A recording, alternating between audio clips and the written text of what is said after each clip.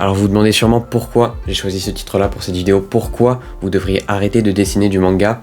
Et donc c'est la question à laquelle je vais essayer de répondre aujourd'hui, tout en nuançant le propos bien sûr, parce que c'est pas exactement ça que je veux dire, c'est pas arrêter tout simplement de dessiner du manga, c'est niette, on arrête ça, on change de style totalement, on fait autre chose.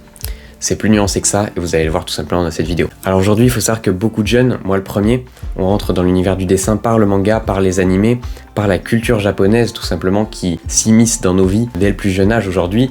Et c'est pour le mieux parce que justement c'est grâce à ça qu'on découvre ce milieu-là, le dessin et ses tenants, ses aboutissants, comment ça se passe.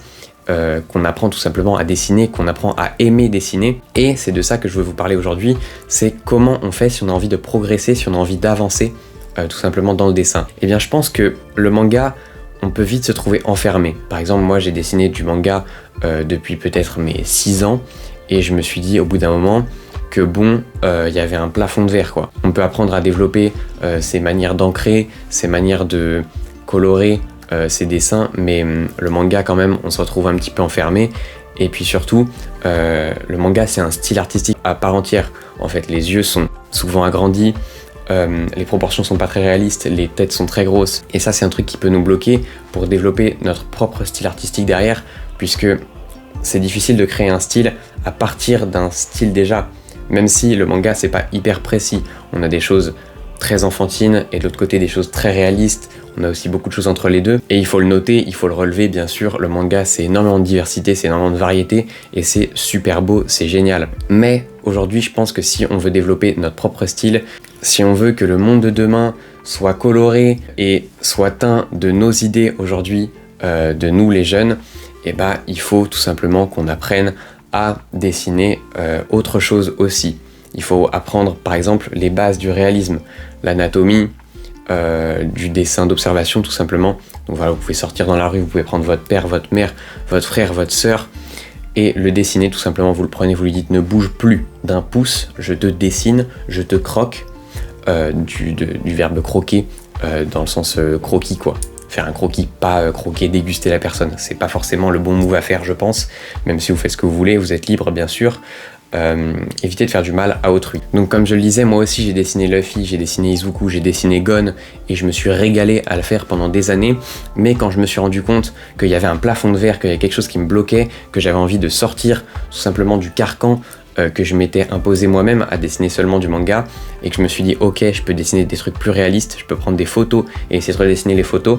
Au début c'est pas simple, au début on est peut-être apeuré parce que c'est un autre style, c'est un autre univers qui s'offre à nous et on se dit bon ok, ça va peut-être être compliqué, je vais peut-être être moins bon au début évidemment que dans le style qu'on a appris avec lequel on a appris à dessiner, mais c'est pas grave, il faut apprendre à le faire, il faut apprendre à le développer et c'est ça qui fait que plus tard on sera meilleur tout simplement dans ces nouveaux styles et dans plus de domaines. Donc voilà, moi je pense qu'aujourd'hui il faut s'ouvrir sur d'autres styles, il faut apprendre à dessiner peut-être de la BD, peut-être du réalisme, beaucoup de réalisme, je pense que c'est vraiment la clé, c'est le plus important. Moi je suis en prépa dans une école d'art, enfin j'ai fini mon année de prépa du coup cette année et je me suis rendu compte que apprendre à dessiner des choses très réalistes, ça peut vraiment nous aider après dans la création de notre propre style à s'en aller sur d'autres débouchés, sur d'autres styles, d'autres techniques, d'autres variantes et c'est hyper intéressant. Je pense aussi qu'il faut arrêter de recopier les dessins des gens, même si c'est super au début pour apprendre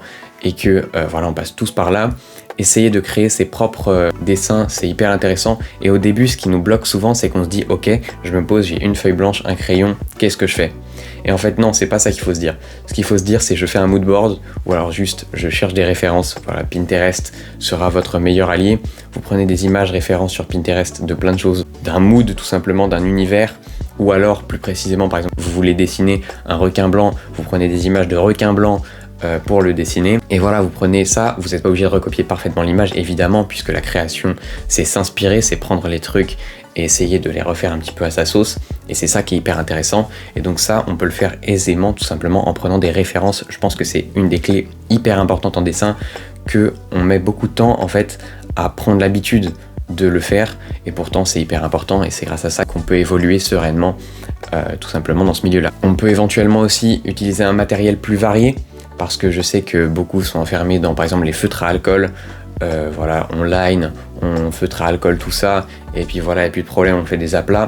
Mais c'est aussi intéressant de faire des trucs plus réalistes, avec des crayons de couleur, avec juste un crayon gris, mais plein de nuances de crayon gris, et puis c'est hyper intéressant, crayon à papier comme vous l'appelez sûrement. On peut aussi peindre, tout simplement, apprendre la peinture, dessiner du coup sur des toiles, faire des trucs plus grands, faire des trucs plus petits, faire plein de choses différentes, diverses et variées, et c'est comme ça, je pense qu'on peut progresser et qu'on peut avancer, et c'est hyper important et hyper intéressant, je trouve. Voilà, je pense que j'en ai fini avec cette vidéo là, j'espère qu'elle vous a plu.